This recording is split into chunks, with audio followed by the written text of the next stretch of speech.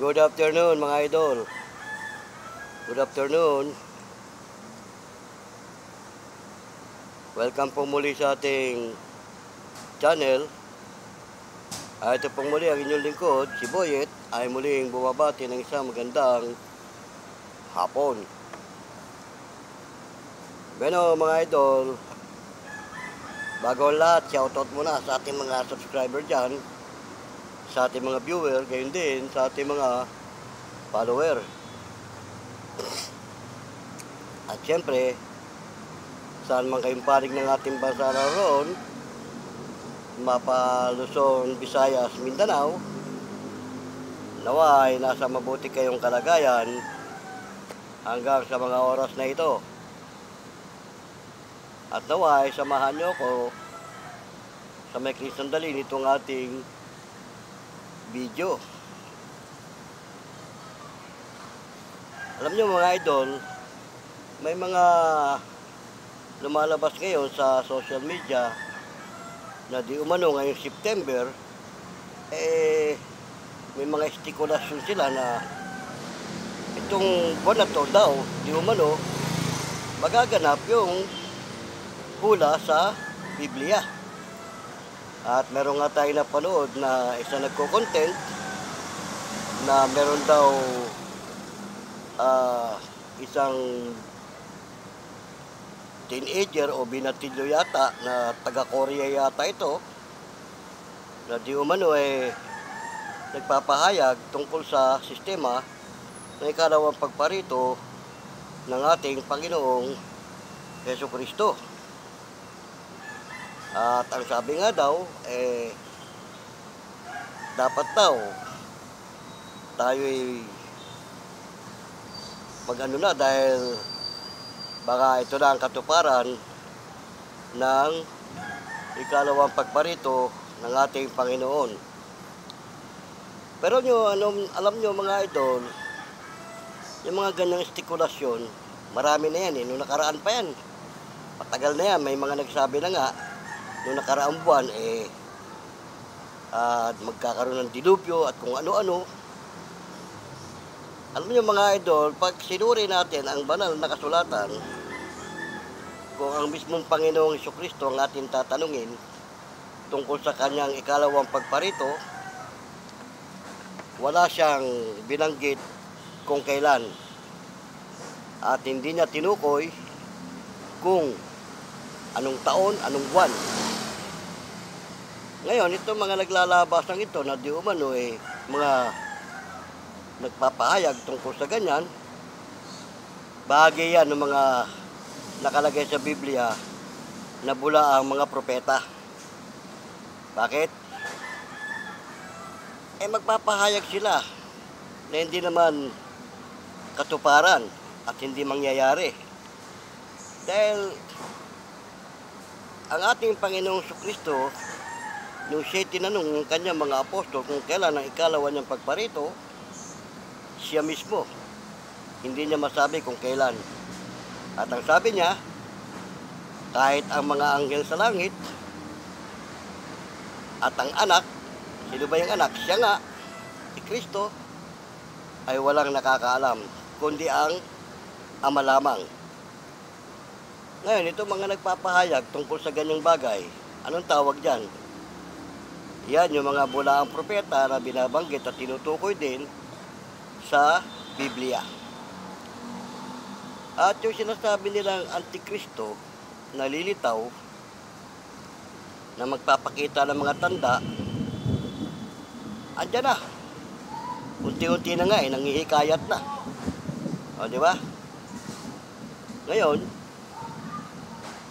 ang mga bulaang propeta na yan, may mga nanguhula pa kagaya ni Baldwin ba yun? At kung sino-sino pa tungkol sa magaganap. Malabo yun. Kasi isa lang ang binigyan ng ating Panginoong Jesucristo palatandaan sa ikalawa niyang pagparito. Ano ba yun? Ang sabi niya, nabanggit ko na to sa mga nakaraang video ko, kapag nangakita niyo ang kidlat na nagmumula sa silangan, tagos hanggang kanluran, talastasin nyo na yan na. Yan ang hudyat. Kaya, yung mga sinasabing kung ano-ano, wala yan. Ito, nagkikikidlat nga, Di ba? Yan ang pakiramdaman natin. Kasi yan ang binigay niya palatandaan, Yan ang katuparan, Pero yung mga sinasabi na ganun buwan, ganun taon, malabo yun. Para kang suntok sa hangin nun. Kasi na nga, yung mismong tagapagligtas nga, ang ating Panginoon Kristo, hindi nga niya alam kung kailan siya babalik. Nagbigay lang siya ng palatandaan na pag yun ang nakita natin, yan na nga. Ano pa mga palatandaan? Yung mga digmaan, ayan, nagaganap na nga, Mga digmaan, di ba? Yan ang mga binigay ng tanda. Tagutom, lindol, sa iba't ibang panig. Yun ang mga tanda na binigay niya na magaganap. Pero yung katiyakan, wala pa. Ang sabi nga, kahit nga mga anghel, hindi alam. Kahit ang anak, ang ama lang, sabing ganun. Kaya yan yung mga napapanood natin na kung ano-ano mga lumalabas sa na ikalawang pagparito o araw na ng katapusan, kawakasan, malabo pa yan. Kapag ka, yan nagkikikidlat nga, di ba? Yan ang titignan natin.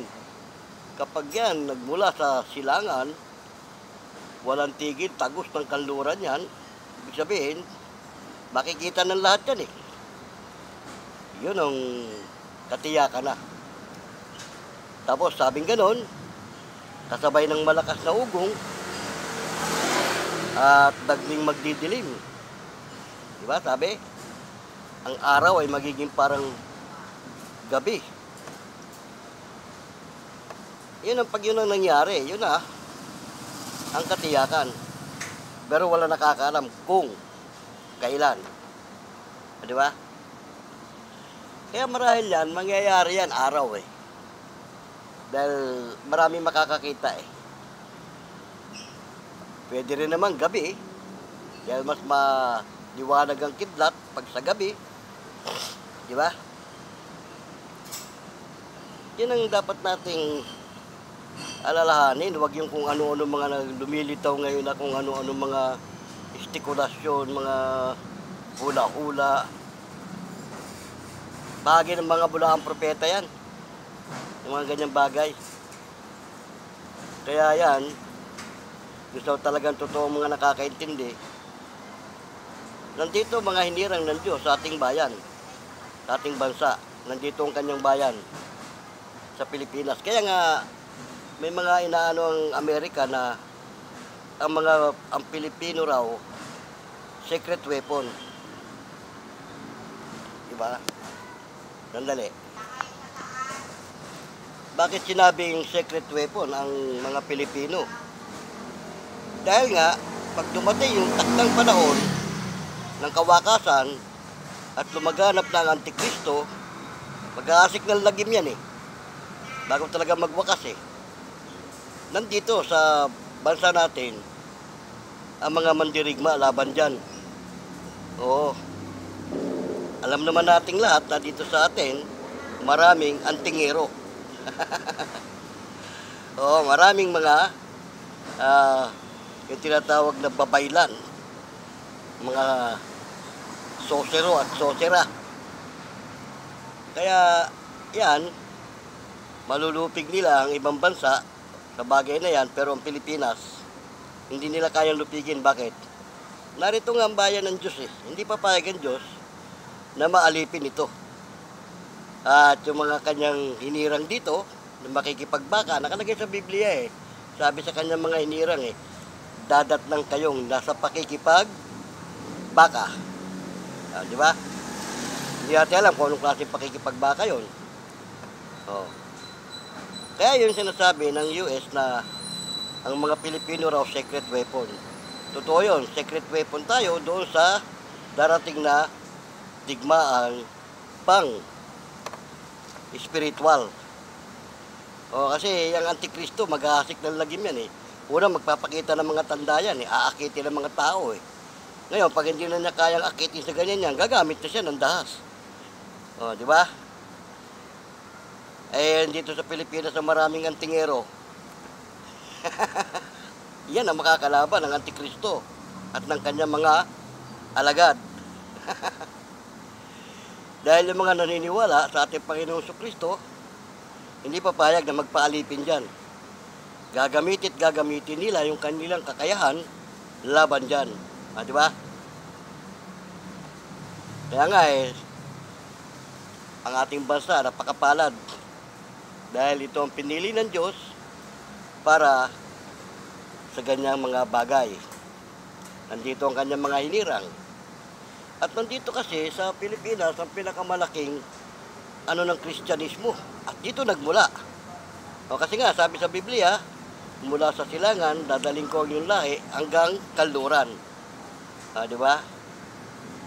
Kaya yan, yung mga lumilitaw na kung ano-ano mga nagpapakulo na di umano eh, maghuhukom na, magwawakas na ang mundo.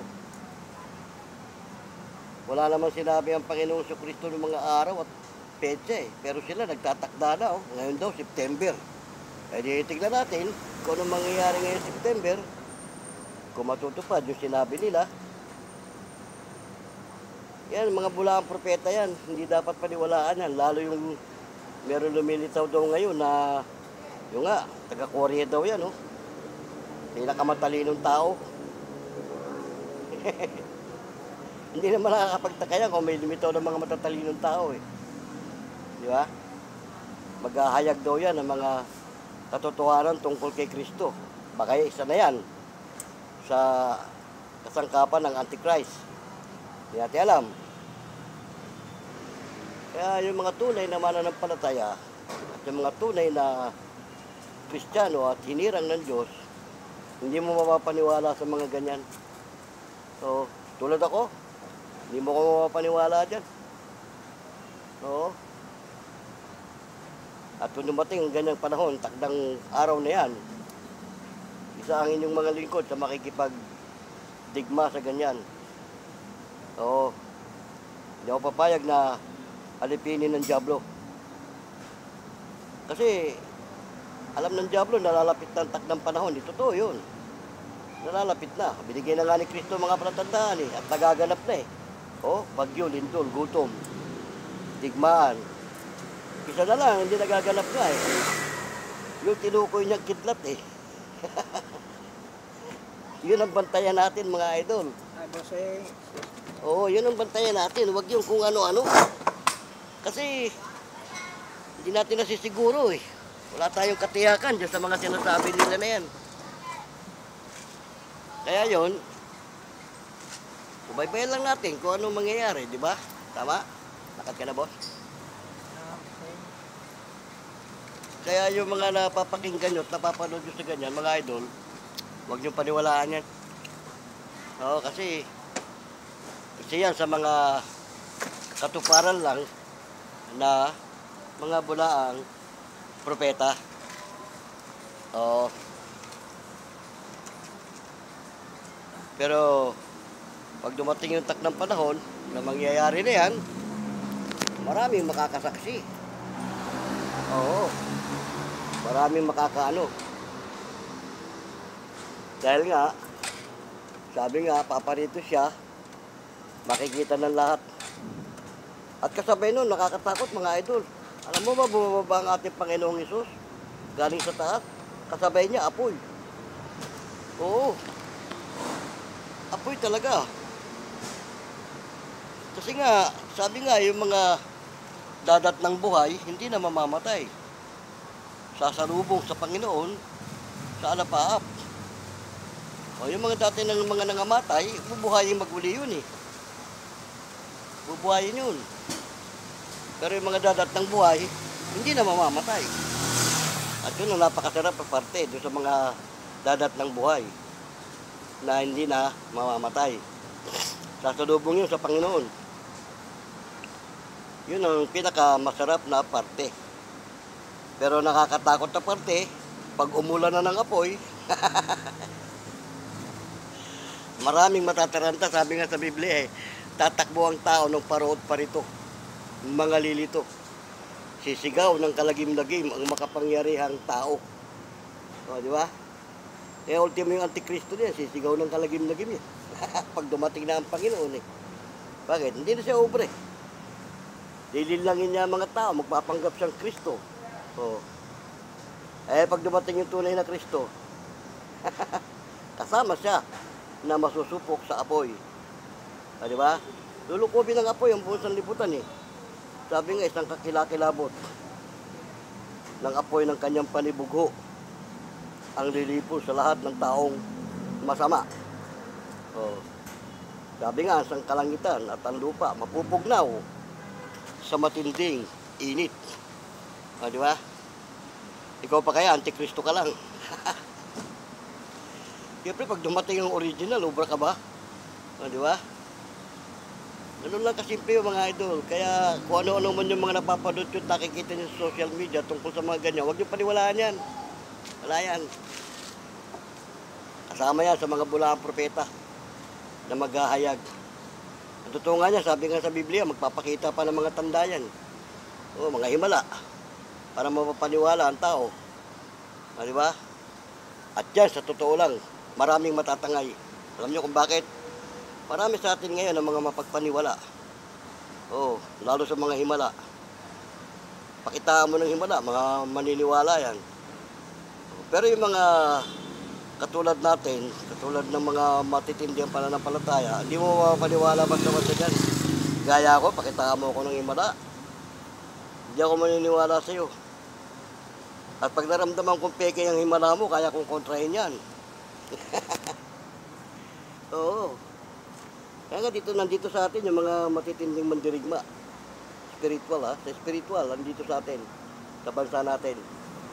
Nabanggit ko na nga kanina Andito mga antingero. May mga virtudes. Sige. Yan ang makakabangga ng Antikristo. Pagdating ng tagdang panahon. At dadatnan niya sa pakikipagbaka. Nakalagay sa Biblia yan. Di ba? Tama mga idol? Paano tinalakay lang natin ang ganyan mga issue dahil nga sa mga nakikita natin na lumalabas sa social media na kung ikaw ay matatakotin, matatakot ka ron. At magtataka ka. Di ba? Pero isa lang ang masasabi ko mga idol, kung tunay kang may pananampalataya at may pananalig, sa taas lang. Huwag kung kani-kanino. Pakitaan ka man ng kung anong himala dyan. Huwag mo agad paniwalaan yan. Babalanan ni Kristo yan Magpapakita ng mga tanda at mga himala Ililigaw ang mga hinirang. Kaya yung mga matitindi pananampalataya, malamang hindi niyan maliligaw. Oo. Kaya mapalad yung mga matitibay. Salamat ng marami sa may Christian Dali, sinamahan nyo ko. At nagpapasalamat ako, muli ko kayong binabati sa magandang hapon. Sa mga panig ng ating bansa naroon, Mapa-Luzon, Visayas, Mindanao, at maging sa iba yung dagat, ay binabati ko kayo ng isang magandang makulimlim na hapon. Okay na Ito pong muli inyong lingkod, si Boyet. Hanggang sa muli. Paalam!